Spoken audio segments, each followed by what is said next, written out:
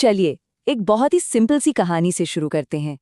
ये कहानी शायद हमारी रोज की जिंदगी की सबसे बड़ी लेकिन छिपी हुई सच्चाई के बारे में है। ये कहानी है जागरूकता के बारे में, और इस बारे में कि कैसे हम अपनी ही दुनिया में तैरते हुए उस पानी को ही भूल जाते हैं जिसमें हम रहते हैं। तो कहानी कुछ ऐसी है कि दो जवान मछलियां एक साथ तैर रही हैं। रास्ते में उन्हें एक बड़ी उम्र की मछली मिलती है जो दूसरी दिशा से आ रही होती है। वो उन्हें देखकर सिर हिलाती है और कहती है, सुबह मुबारक लड़कों, पानी कैसा है? वो दोनों मछलियां थोड़ी देर और तैरती रहती हैं और फिर उनमें से एक दूसरी की तरफ मुड़कर पूछती है, ये पानी आखिर है क्या? देखिए, इस कहानी का मतलब बहुत सीधा सा है। पानी हमारी जिंदगी की वो हकीकतें हैं जो इतनी नॉर्मल और आम हैं कि हम उन्हें देख ही नहीं पाते। वो हमारे चारों तरफ हैं, लेकिन हमारी चेतना से पूरी तरह गायब हैं। तो सवाल ये उठता है कि वो कौन सी चीज है जो पानी की तरह हमारे चारों ओर है लेकिन हम उसे देख नहीं पाते। वो है हमारी अपनी सोच की डिफ़ॉल्ट सेटिंग, हमारा एकदम नेचुरल ऑटोमेटिक नजरिया। ये कोई स्वार्थी होने के बारे में नहीं है। नहीं, बिल्कुल नहीं। ये तो बस इंसानी तजुर्बे की एक सच्चाई है। हम सब दुनिया को अपने नज़रिए से ही देखते हैं। ये हमारी एक तरह से नेचुरल प्रोग्रामिंग है, हमारी डिफ़ॉल्ट सेटिंग।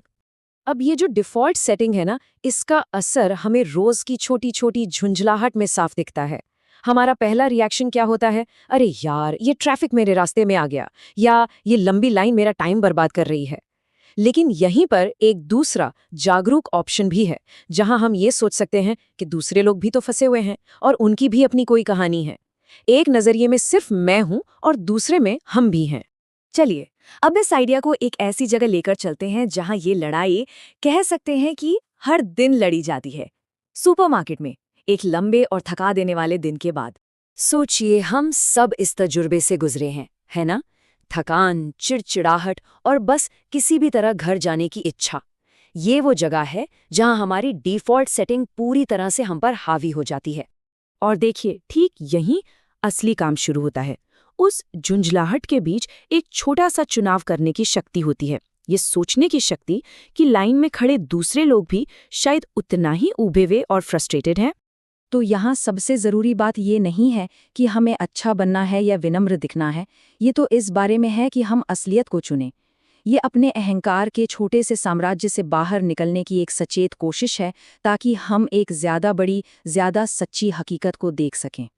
अब ये बात हमें एक और भी गहरे सवाल तक ले आती है कि हम अपनी जिंदगी के सेंटर में किसे या क्या रखना चुनते हैं।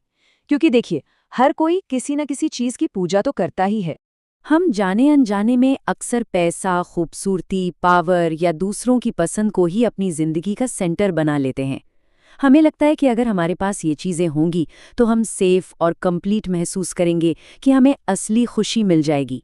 और यहीं पर एक बहुत बहुत ही सीरियस वार्निंग है।